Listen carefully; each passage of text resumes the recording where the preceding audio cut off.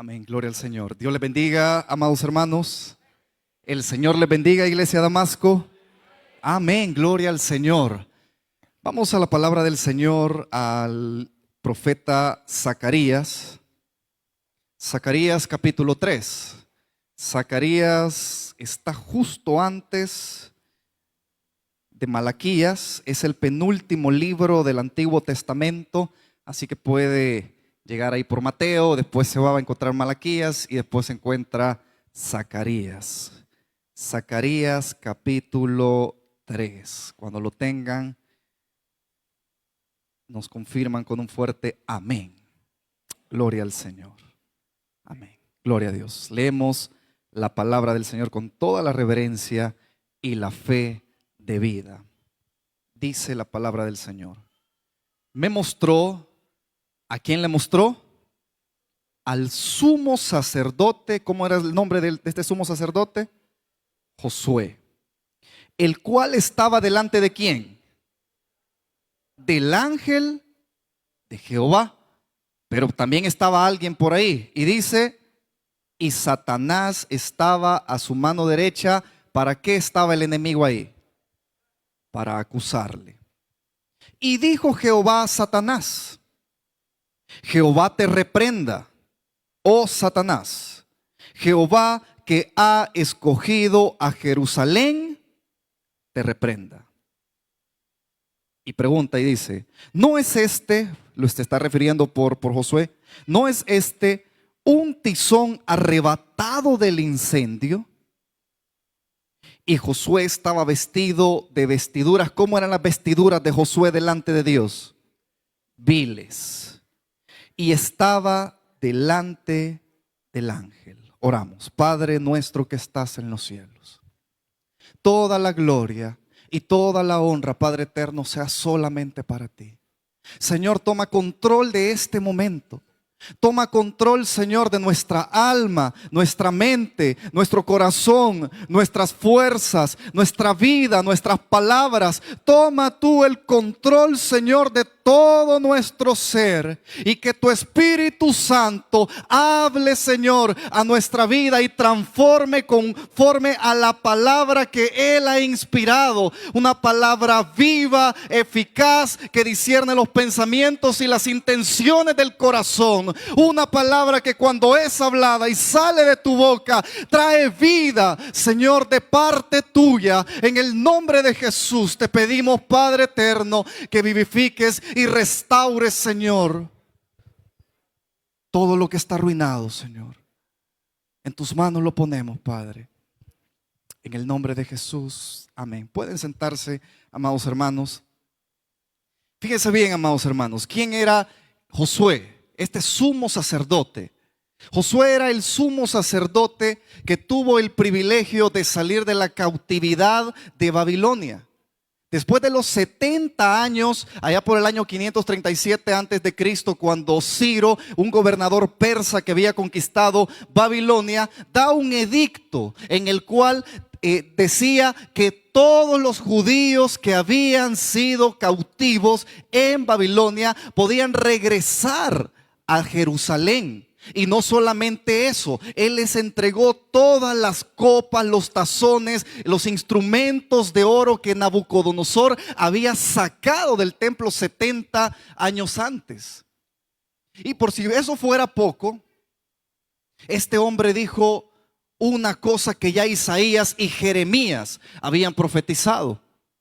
Este hombre y este rey pagano, este rey malvado, siendo instrumento de Dios, aunque era pagano, pero Dios también tiene control y dominio sobre todos los gobiernos del mundo, y no hay nada que se escape de su voluntad. Entonces este hombre dijo: vayan, lleguen a Jerusalén, y lo primero que van a hacer es reconstruir el templo de Dios que había sido derribado allá por el 587 en la tercera incursión de Babilonia. Y mandó al pueblo. Y este Josué era el que iba encabezando la vida espiritual del pueblo de Judá, del reino del sur. Y eso nosotros lo encontramos en Esdras capítulo 1. En Esdras capítulo 2 muestra otro detalle, muestra los líderes principales de todo el pueblo. Y si Josué era el líder principal en el área espiritual, él era el sumo sacerdote, había otra persona ahí que le acompañaba, que era el líder de toda el área civil, de las leyes, y era Zorobabel. Y Dios había mandado a estas dos personas por medio del decreto de Ciro que debían de ir y reconstruir Jerusalén, pero principalmente debían reconstruir el templo de Dios que había sido derribado. En Esdras capítulo 3 se dice que ellos al llegar, fue un viaje muy difícil. Fue un viaje muy difícil, pero al nomás llegar, lo primero que ellos restauraron y construyeron fue el altar donde se hacían los sacrificios diarios al Señor. O sea que restauraron el culto a Dios. Restauraron el altar. Y en el capítulo 3 de Esdras, estos hombres, Josué y Zorobabel, comenzaron a poner los cimientos del templo, las primeras piedras, a abrir los hoyos, a poner los fundamentos.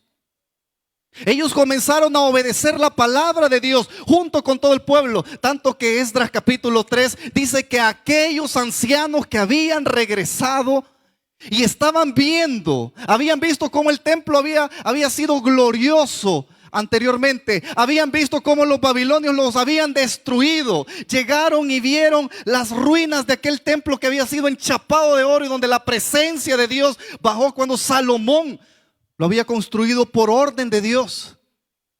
Pero cuando vieron que se estaban poniendo los cimientos, los ancianos, los viejitos que en su niñez lo habían visto, dice la palabra que comenzaron a llorar. Y aquellos jóvenes que habían nacido en Babilonia comenzaron a gritar de alegría, tanto que el grito del lloro y el grito de alegría se confundía y no se podía discernir qué era qué por aquella algarabía que había, porque la vida espiritual de una nación, su tierra, estaba siendo nuevamente reedificada. Pero como toda obra, cuando el Señor comienza toda obra, por el enemigo que el Señor lo reprenda, siempre se levanta oposición. Y aquellas naciones que en ese momento estaban en esa tierra y tenían control de esa tierra, al ver la caravana de judíos venir por el edicto real, pero al ver que la vida espiritual de esa nación iba a comenzar a fructificar nuevamente con la reconstrucción del templo, dice la palabra, incluyendo los samaritanos, que eran paganos que se habían mezclado, que se opusieron. Y comenzaron a hacer una y otra cosa para amedrentar a los judíos para que no reedificaran el templo que Dios les había mandado. Lo hicieron por medio de cartas, lo hicieron por medio de amenazas, lo hicieron por medio de los sistemas legales. Fueron a donde estaban los gobernadores allá en la capital del imperio a tratar de frenar eso. Lo hicieron incluso por medio de las armas. Los judíos no traían armas, pero incluso ellos quisieron poner su poder militar en contra de ellos. Tanto fue el asedio, la amenaza, que estas personas lo consiguieron y la construcción se paró por 20 años. En el capítulo 5 de Esdras dice que después de esos 20 años Dios levantó dos profetas. Dios levantó al profeta Ageo, que es el escritor del libro previo a este, y Dios levantó también al profeta Zacarías. Y dice que Dios les habló para que hablaran directamente a estos dos hombres, porque estos dos hombres eran los responsables directos de reedificar el templo y de dirigir la palabra que Dios había mandado para todo el pueblo. Si habían dos responsables directos, eran Zorobabel y era el sumo sacerdote Josué. Y por medio de Ageo, Dios comienza a hablarles y les comienza a decir lo que ellos habían hecho. Estos dos hombres habían permitido y todo el demás pueblo, que en vez de reedificar el templo comenzaran a edificar casas para ellos mismos.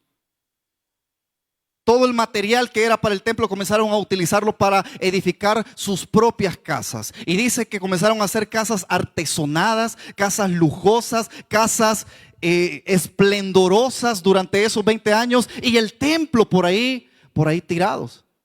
Y esa era la parte visible, como Ageo lo comenta en su libro. Esa era la parte visible, que el pueblo había abandonado la orden y la palabra de Dios. El pueblo había abandonado lo que Dios le había mandado hacer y había olvidado reconstruir el templo. Esa era la parte visible. Así como en nuestros ministerios, en nuestra vida, en nuestra familia, así como Zorobabel y como Josué eran los responsables directos de hacer y cumplir el mandato de Dios. Así usted y yo, por ponerle un ejemplo, somos los responsables directos de cumplir la palabra de Dios y de dirigir en adoración y en culto hacia Dios en nuestras casas. Si hay un responsable directo para ministrar a sus hijos, para enseñar a sus hijos y para edificar no solamente un altar a Dios, sino que edificar toda una casa espiritual en su casa, en la vida de sus hijos. Con eso estoy diciendo que debe de predicarles el evangelio y debe instruirlos en la palabra del Señor. Debe hacerlo, como dice la palabra, en la mañana, en la tarde, en la noche, cuando salga por el camino, cuando regrese a su casa. Debe hacerlo siempre. Si hay un responsable directo, ese es usted y ese soy yo, que conocemos la palabra del Señor y hemos recibido el mandato de Dios de hacerlo. Pero así como las casas crecían alrededor, lujosas y artesonadas, y estos dos hombres estaban administrando por 20 años un pueblo en el cual caminaban y pasaban en medio del templo, cerca del templo, el cual solamente tenía las paredes a medio andar, los cimientos, pero las casas artesonadas estaban bien lujosas. Exactamente lo mismo sucede cuando la vida espiritual en la familia está muerta. Cuando la vida espiritual en la familia está a medio andar. Cuando la vida espiritual en la familia está a la mitad, no tiene la importancia de vida, sino que la importancia de vida es las cosas materiales. Son los estudios, son las empresas, es edificar una casa material, son las cosas materiales. Y como padres estamos enseñando eso a nuestros hijos. Estamos administrando, somos responsables de su vida espiritual, pero no lo estamos administrando de la mejor manera. Ahora bien, somos responsables directos en nuestra casa, como estos dos hombres lo eran para toda la nación. Pero también el Señor, a muchos de los que estamos acá, nos ha entregado también una tarea como la tarea que tiene la iglesia, de ir y predicar el evangelio a toda criatura. Ese es el mandato para hoy. Si antes el mandato para este pueblo era edificar el templo, ahora el mandato, la comisión para la iglesia es ir, predicar el evangelio y discipular a toda criatura. Ese es nuestro mandato. Y el Señor nos ha puesto como responsables directos sobre aquellas personas que están en nuestro trabajo, porque si no lo hace aquel que ha recibido la palabra y está lleno del Espíritu Santo, ¿quién más lo va a hacer? Esa es una tarea directa de la iglesia.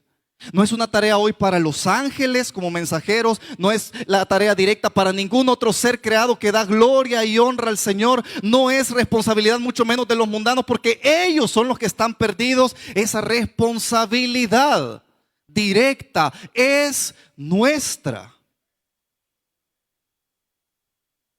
Pero estamos enseñándoles todo tipo de actividades y menos predicando el evangelio. Ahora vengamos aquí al plano de la iglesia, de la congregación. A muchos de ustedes también Dios nos ha entregado una responsabilidad directa en algún grupo de crecimiento, en alguna directiva, a cargo de ser maestros de niños, por medio de la alabanza, dirección le ha dado un talento, un don para poder cantar, para poder ejecutar un instrumento. Pero ¿por qué la vida espiritual de toda aquella administración que Dios nos ha dado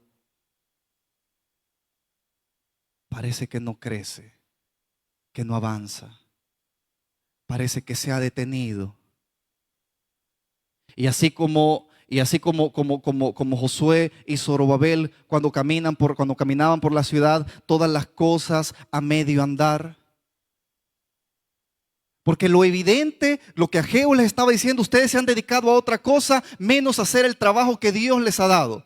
Y la evidencia es esta: sus casas están bien bonitas, su vida material está bien bonita, todo está bien bonito, pero la vida espiritual está muerta porque ustedes no han comenzado a edificar el templo. Se han quedado solamente con el altar. Pero yo, aparte del altar, el altar es una parte del templo. Yo los he mandado a edificar el templo. O sea que nuestra adoración, así como la de Josué, muchas veces es una adoración a medias.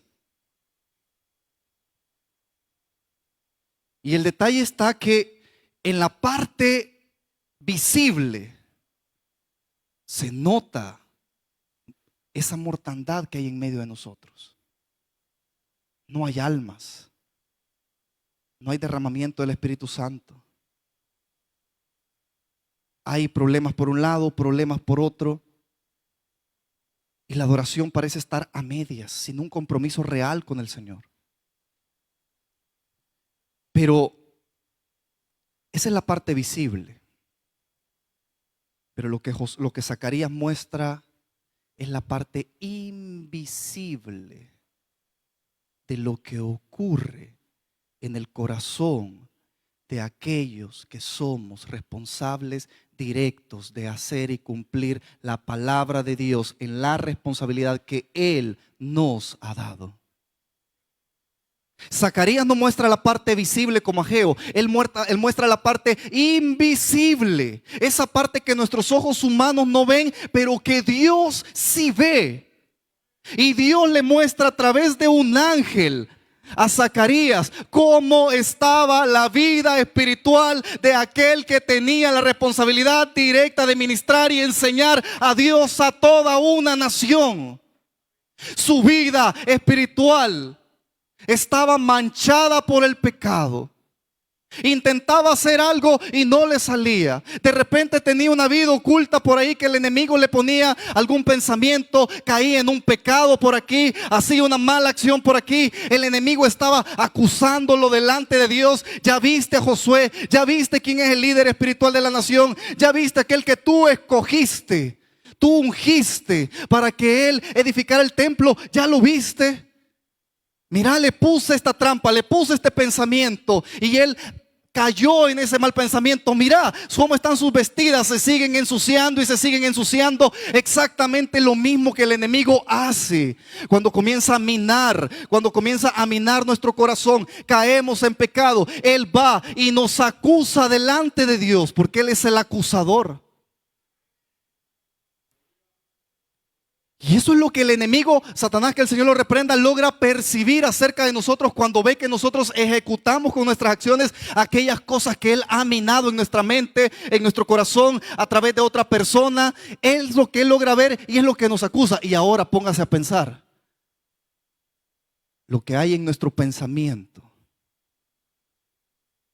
que el enemigo no ve, sino que solamente Dios conoce. Ahora imagínense lo que hay en nuestro pensamiento. Pero a pesar de todo eso, amados hermanos, a pesar de todas las cosas a las que nosotros nos enfrentamos, a pesar que las cosas muchas veces no nos salen como queremos y estamos apagados espiritualmente, a pesar de todo eso, a pesar del asedio del enemigo que parece que no nos deja avanzar y que nos tiene cayendo en pecado una y otra vez, a pesar de que nuestras vestiduras estén manchadas, y estemos siendo acusados delante del Señor a través del enemigo, el Señor muestra su gracia y su misericordia, porque dice la palabra del Señor, ahora sí dice, en el capítulo 3 dice, me mostró al sumo sacerdote Josué, el cual estaba delante del ángel de Jehová. Este ángel de Jehová es el Señor, el Hijo preencarnado. Este ángel de Jehová se presentó muchas veces a muchos siervos en el Antiguo Testamento y él recibió adoración, lo que significa que es una demostración, o es cuando Dios se presentaba en una forma visible. O sea, es el Hijo, el único el que puede darse el título del ángel de Jehová. Pero el enemigo también estaba a su mano derecha para acusarle. Y dijo Jehová a Satanás, Jehová te reprenda, oh Satanás. Jehová, que ha escogido a Jerusalén, te reprenda. El único que tiene la autoridad para reprender al diablo es Dios. Él es el único que tiene el poder y la autoridad de reprender al diablo. Para nosotros dice, resistid al diablo y huirá de vosotros. Nosotros debemos de resistirlo en el Señor, pero quien lo reprende es Dios. Y dice, ¿no es este un tizón arrebatado del incendio? ¿De cuál incendio? Del incendio del juicio que había caído sobre Babilonia. Babilonia fue juzgado por Dios y fue conquistado por la nación de los medos y los persas y fue destruido. Pero antes de destruir a Babilonia, Dios sacó a su pueblo. Antes de Dios destruir incluso a Ciro por medio de los persas que lo conquistaron los griegos, Dios sacó a su pueblo. Es exactamente lo que Dios ha hecho con nosotros. Antes de destruir a este mundo, Dios nos sacó de en medio del incendio. Dios nos sacó de la condenación. El mundo va a perecer por fuego, en el lago de fuego, pero antes de ser consumidos por la vida que nosotros llevábamos lejos de Dios, Dios, así como a Josué y así como a Jerusalén, nos sacó del incendio. Nosotros somos esos tizones sacados del incendio por la obra de Cristo en la cruz y por la salvación que Él nos ha dado. Pero por si eso fuera poco, dice, y Josué estaba vestido de vestiduras viles y estaba delante del ángel. Entonces Dios nos saca, pero no solamente nos saca del incendio y de la condenación y del lago de fuego, porque Dios no puede morar con el pecado. Lo que hace el Señor también es limpiarnos de nuestro pecado. Porque dice el versículo 4 dice, y habló el ángel y mandó a los que estaban delante de él diciendo, quitadle esas vestiduras viles.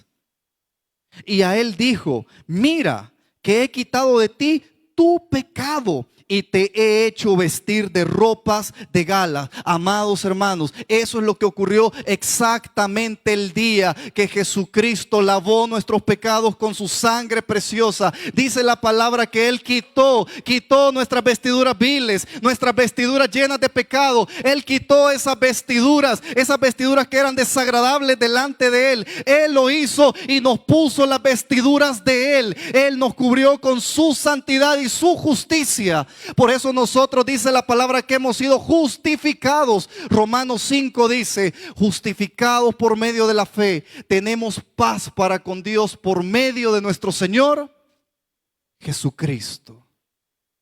Entonces el Señor mandó que fueran quitadas también estas vestiduras de Josué, y lo mismo hace con nosotros. Versículo 5 dice, después dijo, pongan mitra limpia sobre su cabeza, una señal del sumo sacerdote.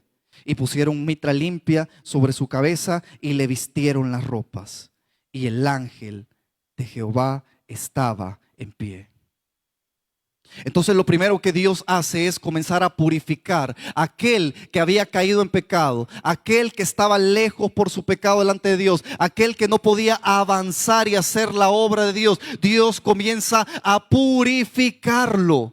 Pero no solamente comienza a purificarlo, sino que el Señor hace algo. Dice el versículo 6, y el ángel de Jehová amonestó a Josué diciendo, así dice Jehová de los ejércitos, si anduvieres por mis caminos y si guardares mis ordenanzas, también tú gobernarás mi casa, también guardarás mis atrios, y entre estos que aquí están te daré lugar. Si queremos, amados hermanos, que Dios cambie la condición espiritual en la que hemos caído, primero debemos reconocer que somos pecadores y es un pecado no obedecer ni hacer las cosas que Dios nos ha mandado, así como en el pecado que estaba Josué y Zorobabel. Segundo, debemos saber que Dios es el único que puede restaurarnos de ese pecado. Y si Él, como dice la palabra, si el Hijo nos libertare, entonces seremos verdaderamente libres. Nosotros debemos saber y entender que la única manera que podemos hacer la obra de Dios es con un corazón limpio y consagrado delante de Dios.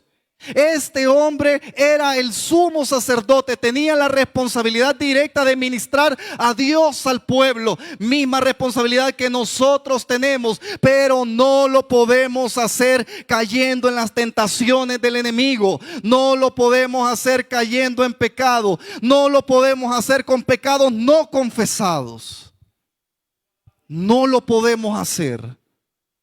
Porque si no, el enemigo va a seguir acusándonos una y otra y otra y otra vez. Y yo le voy a decir una cosa, amados hermanos. De los que estamos acá, no hay nadie que no haya caído en pecado. Todos pecamos. No hay ni siquiera uno. Todos caemos. Pero nosotros ahora tenemos un abogado, como dice, si usted va conmigo a Juan capítulo 2. Mantenga Zacarías y vamos a Juan capítulo 2. Primera Juan capítulo 2. Porque este hombre, Josué, como sumo sacerdote, es un símbolo también de lo que ahora somos nosotros. Dice la palabra que nosotros somos real sacerdocio, nación santa, pueblo adquirido por Dios. Dice la palabra que el Señor nos ha sacado del mundo y nos ha constituido como reyes y sacerdotes para Dios. Y la palabra dice, y gobernaremos sobre la tierra en el reino de Cristo. La palabra nos da ese título de un real sacerdocio. Entonces este hombre no podía ejercer su cargo en pecado, así también como nosotros no podemos ejercer la obra de Dios en pecado. Pero hay algo especial aquí en la palabra del Señor. Versículo 1 del capítulo 2 de Primera Juan dice: hijitos míos, estas cosas os escribo para que no pequéis. Y si alguno ¿qué? Hubiere pecado, abogado tenemos para con el Padre, a Jesucristo el justo. Y Él es la propiciación por nuestros pecados. Y no solamente por los nuestros, sino también por los de quienes, por los de todo el mundo.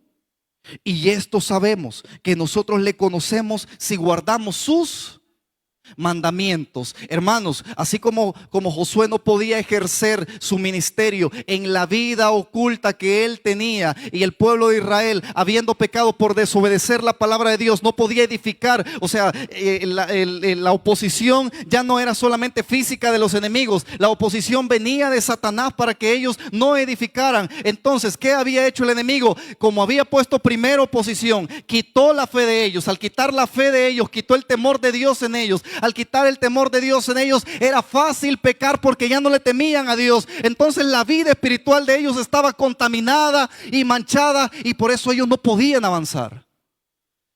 Igual nosotros.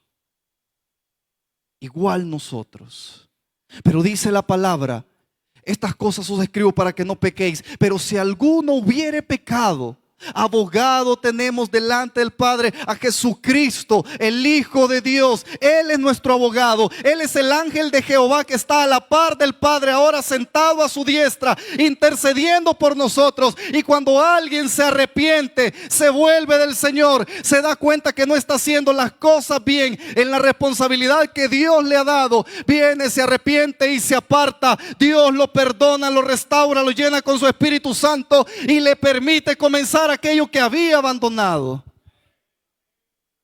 Y así como Dios amonestó a Josué, lo amonestó de seguir sus caminos, su palabra, su precepto, ser fiel a la palabra de Dios. También primera carta de Juan nos amonesta a nosotros y dice: y en esto sabemos que nosotros le conocemos, si guardamos sus mandamientos.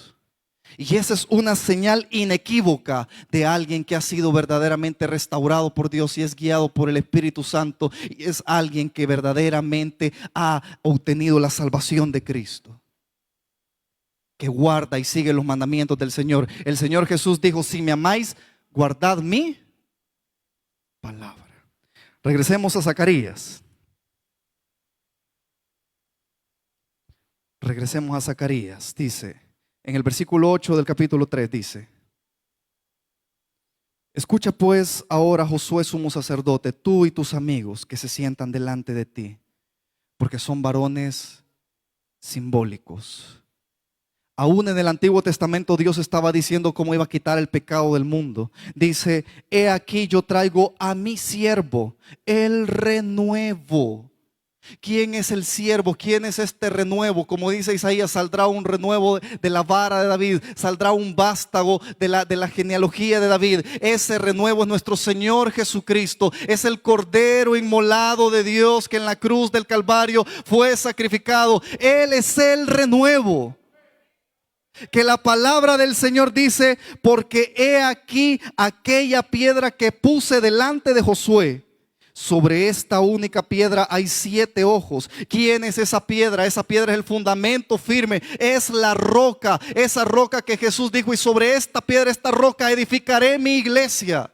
Él es esa roca despreciada por los edificadores. Para los hombres es desechada, pero como dice segunda carta de Pedro, pero para Dios es preciosa y escogida. Él es esa piedra. Y dice: y en esa piedra hay 7 ojos. Y ya vamos a ver una figura en Apocalipsis acerca de eso. Y dice: he aquí yo grabaré su escultura, dice Jehová de los ejércitos. Aquella piedra que fue mostrada delante de Josué era el Señor Jesucristo viniendo a esta tierra en un futuro para Josué y un pasado para nosotros. Y dice: y por medio de esa piedra, dice, quitaré el pecado de la tierra en un día. Eso ocurrió hace 2025 años, hace 2000 años aproximadamente, cuando Jesús vino al mundo. Y a sus 33 años Él fue a la cruz. Él fue a la cruz del Calvario. Él fue el sacrificio perfecto de Dios, el Cordero de Dios, como dijo Juan, que quita el pecado del mundo. Él fue el sacrificio por nosotros. Él en un día quitó el pecado que afectaba a Josué para que no ejerciera bien su ministerio, al pueblo de Israel para que no hiciera la obra de Dios, para que no adoraran a Dios con plenitud. Pero también el Señor en un día quitó el pecado que nos separa de Él y nos aleja de Él y nos tenía en condenación, y tienen condenación a los amigos. Hace 2000 años aproximadamente el Señor en ese día en la cruz del Calvario quitó el pecado. Él lo hizo. Y vemos 3 figuras aquí. Vemos el renuevo, vemos la piedra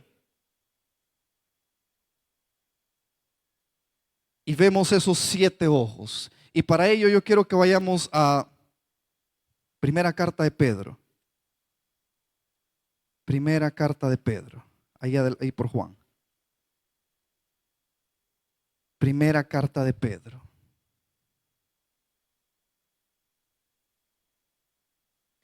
En el capítulo 2 dice, en el versículo 4. Primera carta de Pedro 2:4. Escuche lo que dice la palabra del Señor.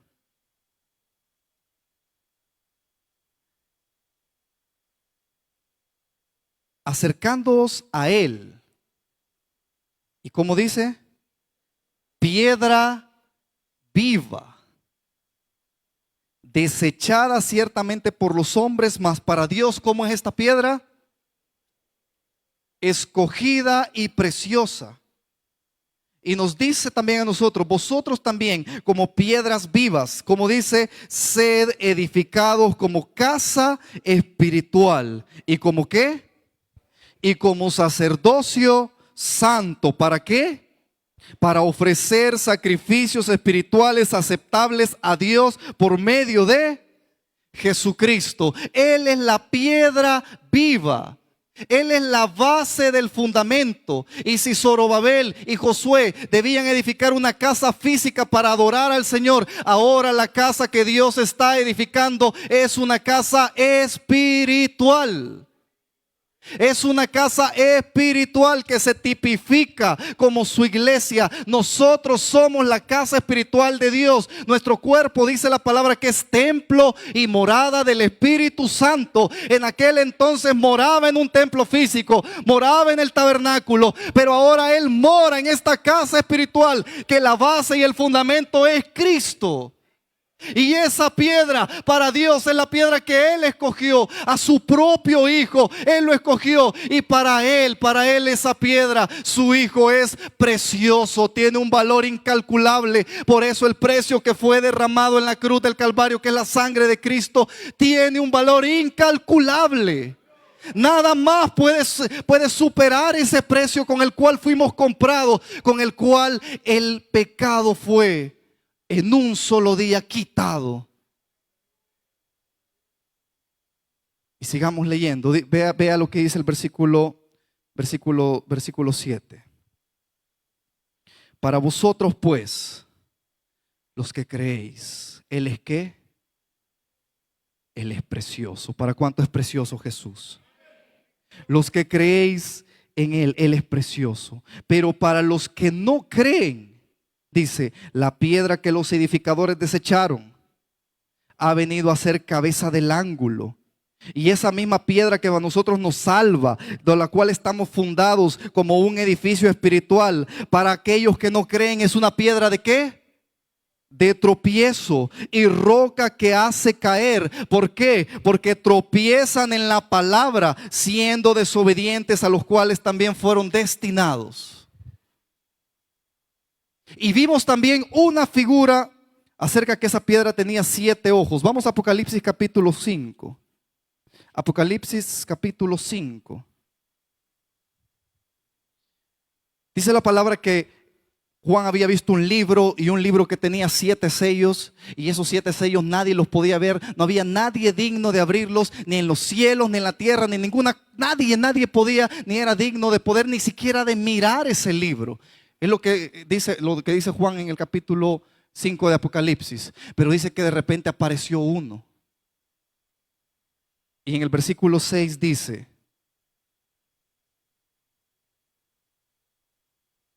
y leamos desde el 5, dice: y uno de los ancianos me dijo, no llores, porque Juan lloraba acerca de esto.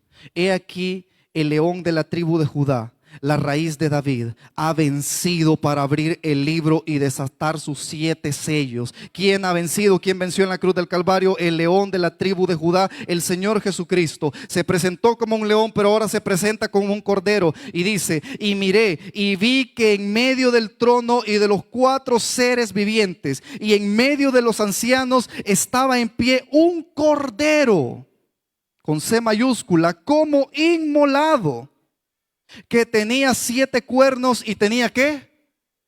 7 ojos. Todo esto es simbólico y es en sentido figurado. Y escucha esto, dice: los cuales son ¿qué? Los 7 espíritus de Dios enviados por toda la tierra. Y dice: y vino y tomó el libro de la mano derecha del que estaba sentado en el trono. Y cuando hubo tomado el libro, los 4 seres vivientes y los 24 ancianos se postraron delante del Cordero, porque Él es Dios, el Hijo de Dios. Todos tenían arpas y copas de oro llenas de incienso, que son las oraciones de los santos. Y cantaban un nuevo cántico diciendo: digno eres de tomar el libro y de abrir sus sellos, porque tú fuiste inmolado y con tu sangre nos has redimido para Dios de todo linaje y lengua y pueblo y nación, y nos has hecho para Dios reyes y sacerdotes, y reinaremos sobre la tierra. Entonces, amados hermanos, esos 7 ojos que esa piedra tenía, que simbolizaban los 7 espíritus de Dios, la plenitud de Dios, el conocimiento, la omnisciencia de Dios, esos 7 ojos simbolizaban la eternidad y el todopoderío acerca que tenía esa piedra, que ahora lo vemos como un cordero, pero nosotros entendemos que ese cordero, esa piedra es Cristo. Entonces, no podemos hacer la obra de Cristo sin Cristo. No podemos hacer la obra que Dios nos ha dado en nuestra familia, en nuestra casa, en pecado. No podemos hacerlo. Necesitamos a Cristo. No podemos ir al cielo, a la presencia de Dios, si Cristo no está en nosotros reinando y gobernando. No podemos edificar lo que Dios quiere edificar como casa espiritual si nuestro fundamento no es Cristo. Y desde el tiempo de Zacarías Dios lo estaba anunciando. Y desde el tiempo de Zacarías Dios le estaba diciendo: aquel que ahora es el sumo sacerdote, el cual ha sido llamado para ministrar a Dios, tiene que estar en Cristo. Sus ropas deben de ser viles, deben de ser quitadas, su pecado debe ser perdonado. Pero nuestro pecado solamente puede ser perdonado a través de la sangre de Cristo. Ahora, hermanos, nosotros acabamos de leer en Apocalipsis que hoy nosotros somos esos reyes y esos sacerdotes. Ahora ya no es un sumo sacerdote físico, terrenal. El sumo sacerdote es nuestro Señor Jesucristo. Ahora nosotros somos esos sacerdotes los cuales representamos a Dios aquí en la tierra. Ahora usted y yo somos representantes, embajadores del reino de los cielos. Somos embajadores de Cristo y tenemos solamente un mensaje: el mensaje de la reconciliación, como dice 2 Corintios 5. El mensaje de la reconciliación para decirle al mundo: reconcíliense con Dios. Y ese mensaje es el evangelio. Hermanos, esa es la tarea que Dios nos ha mandado. A Zorobabel y a Josué, la tarea para ellos era un templo físico. Para nosotros es un templo y una casa espiritual, con una sola misión, un solo mensaje: es predicar el evangelio. Si lo estamos haciendo para la gloria de Dios, Dios nos va a usar y Dios nos va a levantar, y Dios va a permitir que hayan almas, Dios va a permitir que hayan milagros, Dios va a hacer cosas grandes en medio de las reuniones. Dios nos va a empoderar con su Espíritu Santo. Pero primero, nuestros pecados deben de ser perdonados. Nuestras vestiduras viles llenas de pecado deben ser cambiadas por las vestiduras de Cristo. Y en segundo, debemos estar sobre aquella piedra que es Cristo. Si no, lo único que vamos a hacer en nuestra vida, como esos 20 años que pasaron estos hombres, es tener una religión vacía de domingo, o de lunes y miércoles para algunos. Es tener una religión vacía, sin fundamento. Es simplemente tener el talento para ejecutar un instrumento, pero no para adorar a Dios, porque Dios no recibe la adoración de vestiduras viles y manchadas. Es solamente conocimiento bíblico y teológico, pero sin trascendencia. Porque si las vestiduras del predicador están manchadas, entonces el mensaje no puede llegar con poder. Entonces lo que hacemos en los grupos de crecimiento van a ser así como a medio andar el edificio, que no vemos algo claro, pero vamos caminando. Estos hombres caminaron por 20 años viendo las paredes a medio andar, pero no seguían. ¿Por qué? Porque había algo más profundo en ellos. En el sumo sacerdote era el pecado, que representaba el pecado de todo el pueblo. Pero en Zorobabel había algo también. Regresemos a Zacarías en el capítulo 4. Me quedan 10 minutos. Escuche esto. Volvió el ángel que hablaba conmigo y me despertó como un hombre que es despertado de un sueño. Es como de repente él estaba viendo lo que estaba sucediendo con el sumo sacerdote Josué, y de repente volvió a despertar y vio esto, y dice, el 2, y me dijo: ¿qué ves? Y respondí: he mirado y he aquí un candelabro de oro con depósito encima, y sus 7 lámparas encima del candelabro. A ver, ¿qué es lo que vio Zacarías en esta visión? Vio un candelabro. Un candelabro era los instrumentos como una lámpara que emitían luz. Y dice que el candelabro era de oro y encima del candelabro, ¿qué es lo que vio? Un depósito encima, un recipiente donde se ponía el aceite. Estos candelabros funcionaban con aceite de oliva. Entonces el depósito era el que servía para guardar el aceite. Y note esto. Y dice, y 7 tubos para las lámparas que estaban encima de él. Era un candelabro de 7 brazos. Y habían estos 7 tubos. Pero junto a él que habían, versículo 3. Y junto a él que habían 2 olivos, el uno a la derecha del depósito y el otro a su izquierda. Estos olivos eran plantas de oliva, de aceitunas. Eran árboles. Vio 2 pequeños árboles de aceituna al lado. ¿Para qué servían esas aceitunas? Para prensar las aceitunas y sacar el aceite. El aceite era depositado en el depósito y ese depósito conducía por medio de los tubos hacia las lámparas y ya por medio de las lámparas podía emitirse la luz. ¿Qué simbolizaba esto? ¿Qué simbolizaba este depósito? ¿Qué simbolizaba estos dos olivos? Se lo voy a adelantar porque no tenemos mucho tiempo. Los 2 olivos, o cuando alguien se hablaba como un olivo, estos 2 olivos representaban personas ungidas de parte de Dios. Así como los 2 testigos, se les dice, Juan dice ahí en Apocalipsis 11, y estos 2 testigos, ¿quiénes son? ¿Quiénes son estos 2 hombres? Le dicen, estos son los 2 olivos, son las 2 personas escogidas. ¿Por qué son 2 personas escogidas? Porque dan fruto. ¿El fruto de qué? El fruto del Espíritu Santo. Las aceitunas y la semilla de la aceituna, de ahí se sacaba el aceite para ir a las lámparas. Entonces estos 2 olivos debían de dar fruto, debían de dar aceitunas para que de esas aceitunas fueran prensadas, puestas sobre el depósito del aceite y luego pudieran alumbrar. Amados hermanos, estos 2 olivos eran Zorobabel y eran Josué. Y estos 2 hombres debían dar fruto como el olivo, debían dar sus aceitunas para que el fruto que diera fuera machacado, así como el Señor Jesucristo fue el Getsemaní. El Getsemaní era la prensa en la cual se machacaba el aceite, las olivas para sacar el aceite. Estos hombres debían de dar fruto y segundo, su fruto debía ser machacado en oración. ¿Para qué? Para que por medio de la obra del Espíritu Santo las lámparas en medio de esa oscuridad que se encontraba el pueblo pudieran alumbrar. Entonces Josué y Zorobabel debían dar fruto. Ellos eran estos 2 olivos. Así como ustedes, el olivo, el ungido, el representante de Dios, la persona que Dios le ha dado esa responsabilidad directa de hacer su obra, usted debe dar fruto, el fruto del Espíritu. El Espíritu Santo debe moverse en su corazón. No debe contristar al Espíritu Santo. ¿Por qué? Porque si no, las lámparas no van a ser encendidas.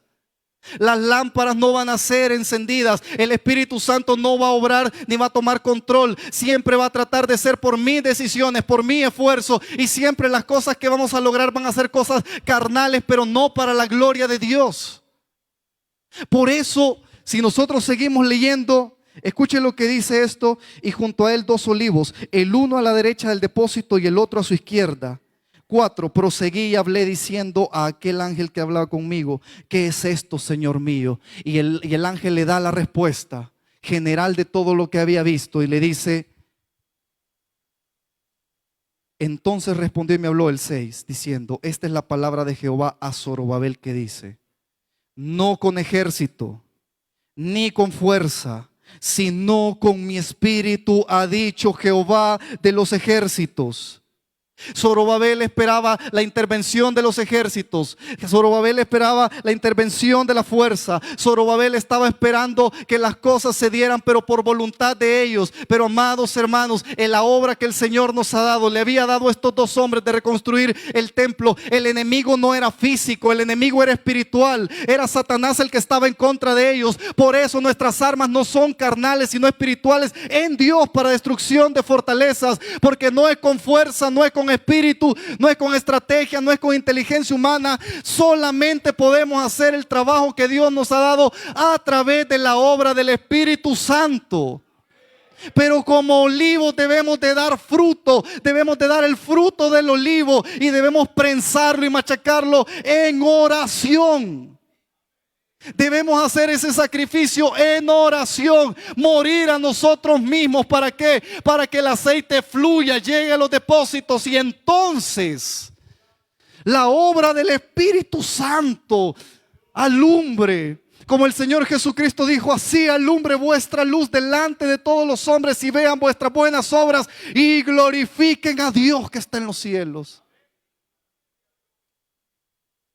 Hermanos, si estamos estancados, es por varias cosas. No le cabe duda que usted ha sido escogido de Dios. Usted ha sido escogido por Dios, porque usted es salvo.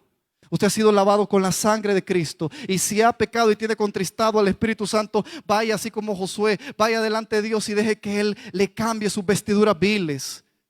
Porque Él ya quitó el pecado y el poder del pecado que el enemigo tenía sobre nosotros. Pero si aún estamos con esa vida cómoda y no estamos dando fruto, tenemos que buscar al Señor en la palabra y tenemos que buscar al Señor en oración. Tenemos que dar el fruto del Espíritu para que en una vida de consagración Dios obre a través del Espíritu Santo y haya luz en medio de esta oscuridad de este mundo. Hermano, el sistema de Dios no ha cambiado, sigue siendo el mismo. El sistema de Dios sigue siendo el mismo. Dios usa corazones limpios. Y si aquellos corazones limpios, Él está dispuesto a limpiarlos, porque la sangre de Cristo tiene poder para limpiar nuestros pecados. A muchos Satanás nos tiene en pecados ocultos, escondidos, nos tiene ahí cómodos en nuestros pecados, en esa cárcel abierta, pero nos tiene cómodos ahí. Podemos salir y correr a Cristo porque Cristo ya nos libertó de las cadenas, pero queremos seguir en esa cárcel. ¿Por qué? Porque estamos cómodos y queremos seguir en esa situación. Muchos de nosotros estamos en esa situación no dando fruto para el Señor, pensando en otra cosa. Cuando nuestros depósitos están vacíos, como Pablo le dijo a Timoteo, cuida el buen depósito que hay en ti, le dijo. No descuides el don de Dios que hay en ti. ¿Por qué, hermanos? Porque aunque hayamos fallado, hayamos pecado, Dios nos perdona, sí, porque usted ha sido ungido y usted es un representante de Dios aquí en la tierra. Usted es como uno de esos olivos. Debemos dar fruto. Y segundo, no podemos hacerlo sin la intervención del Espíritu Santo. No lo podemos hacer sin la intervención del Espíritu Santo. Terminamos de leer y dice, versículo 6 dice, entonces respondió y me habló diciendo, esta es palabra de Jehová a Zorobabel, que dice, no con ejército ni con fuerza, sino con mi espíritu, ha dicho Jehová de los ejércitos. ¿Quién eres tú, oh gran monte? Delante de Zorobabel será reducido a llanura, él sacará la primera piedra. Amados hermanos, hay cosas en esta vida, en nuestros ministerios, en la familia, que nosotros pensamos que es una gran montaña que no podemos mover. Y nos acercamos y decimos y tocamos, no, pero es que aquí no se puede hacer nada. Esta frialdad que hay en el grupo de crecimiento lo vemos como una gran montaña. No, esto nosotros no lo podemos mover. Vemos que los problemas en la familia son grandes, enormes y parecieran que fueran una gran montaña, pero nosotros no lo podemos hacer. Solamente con la ayuda del Espíritu Santo y con fe en el Señor, nosotros le podemos decir a ese monte, ve, quítate y échate en el mar. Para nosotros es imposible, para Zorobabel y para Josué humanamente era imposible. Para usted humanamente es imposible hacer la tarea que Dios le ha dado. Pero necesitamos la intervención del Espíritu Santo. la fe puesta en el Señor. Y Él es el que va a quitar esa gran montaña. Como dice: ¿quién eres tú, oh gran monte? Delante de Zorobabel será reducido a llanura.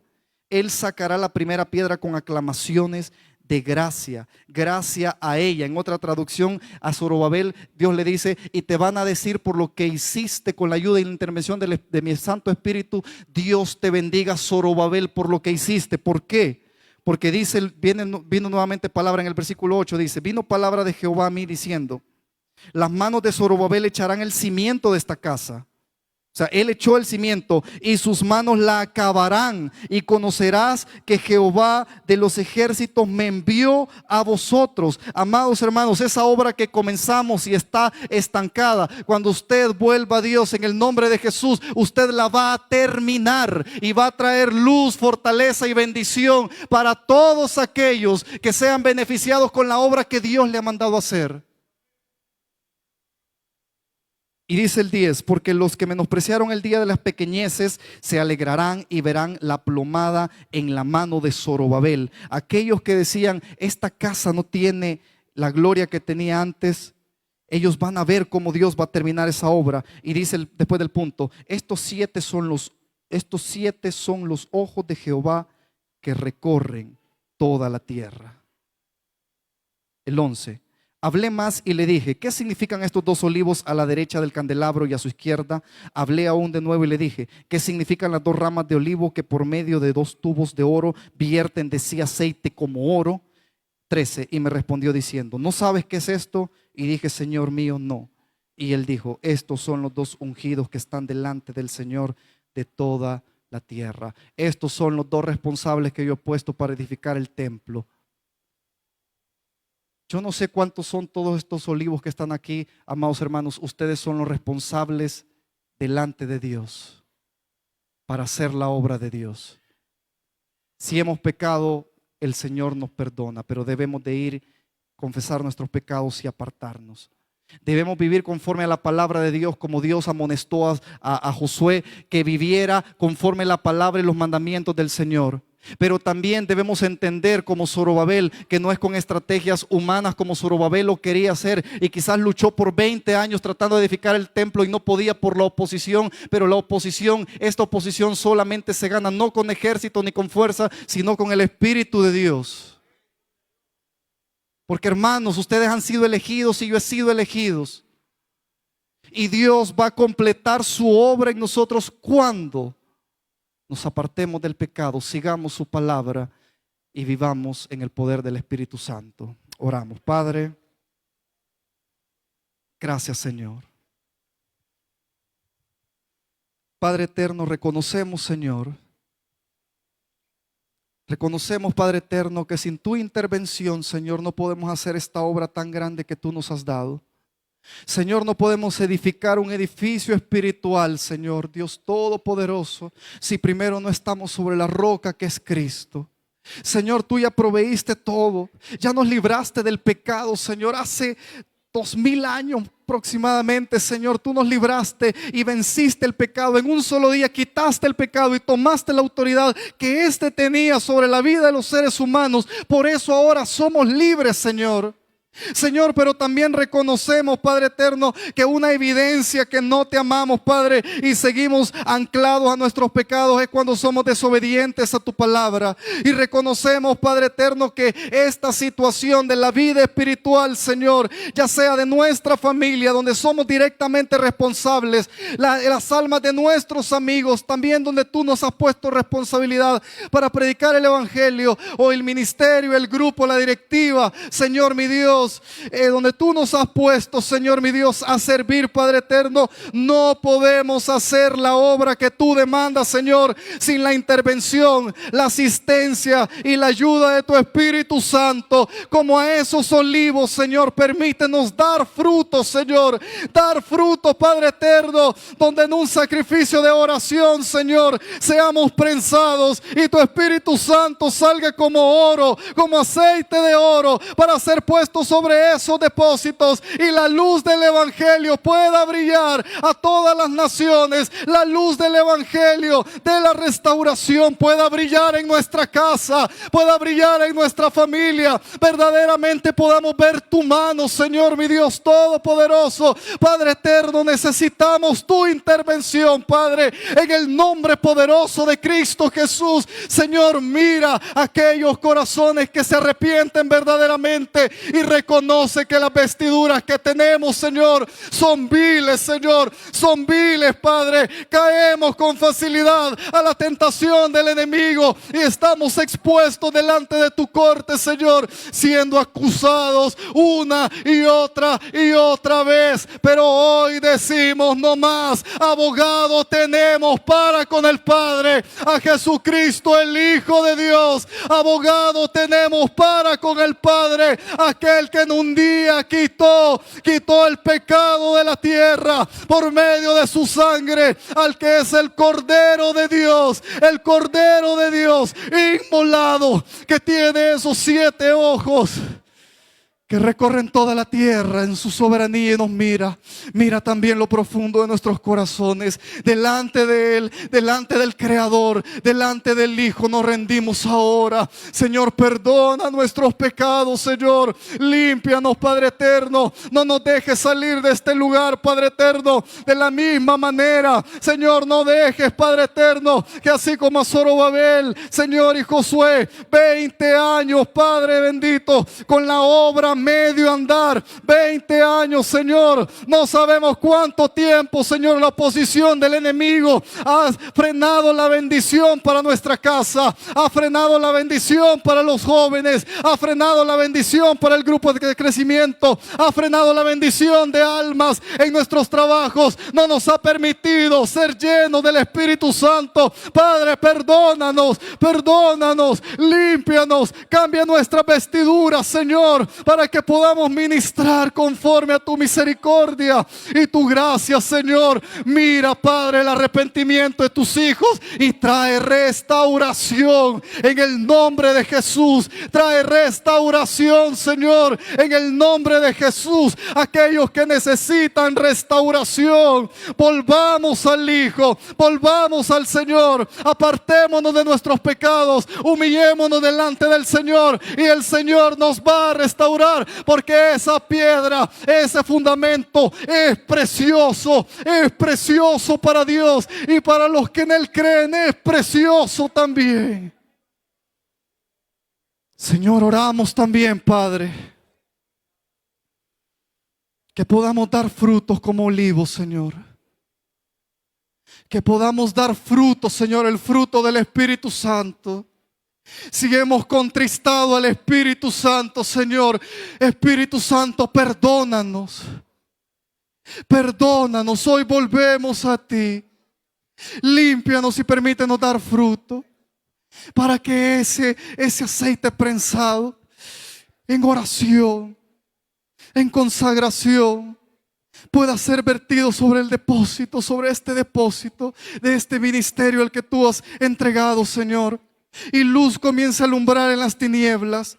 Luz comienza a alumbrar en las tinieblas, Señor, y la obra por la cual tú nos has llamado comienza a ser edificada. Amados hermanos, Dios no los ha desechado. Dios no desechó a Zorobabel, Dios no desechó a Josué, Él no lo desechó. Ellos siguieron siendo sus olivos, sus representantes, y en su misericordia lo buscó, mandó a Ageo, mandó a Zacarías, y ellos se restablecieron, y el Señor edificó la casa que había hecho. Así el Señor edificará la casa que ha dicho. Así el Señor cumplirá su propósito en nosotros, en el nombre de Jesús.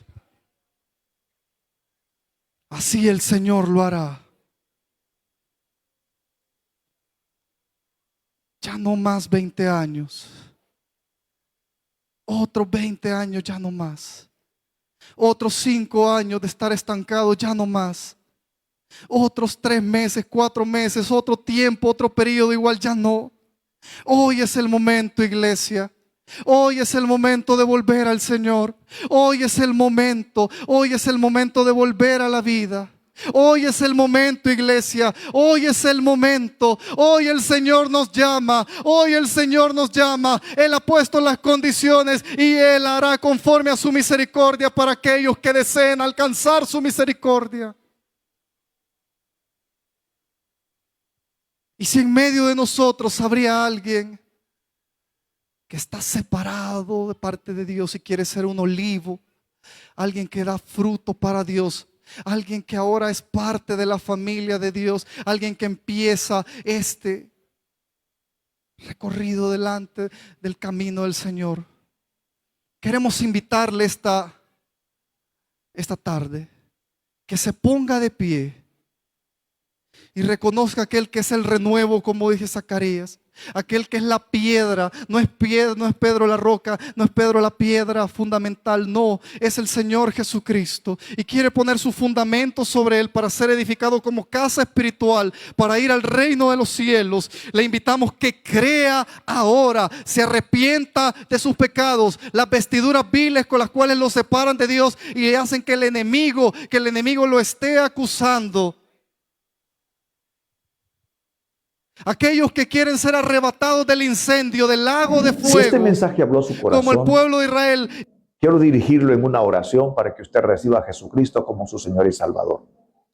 Padre Celestial, en el poderoso nombre de Jesús, vengo ante ti para entregarte toda mi vida. Quiero pedirte, Señor, que perdones mis pecados. Yo te he fallado, pero en este momento te entrego, Señor, todo mi ser. Confieso que Jesús es el Señor y creo firmemente en mi corazón que Dios resucitó a Cristo de los muertos. Padre, perdóname.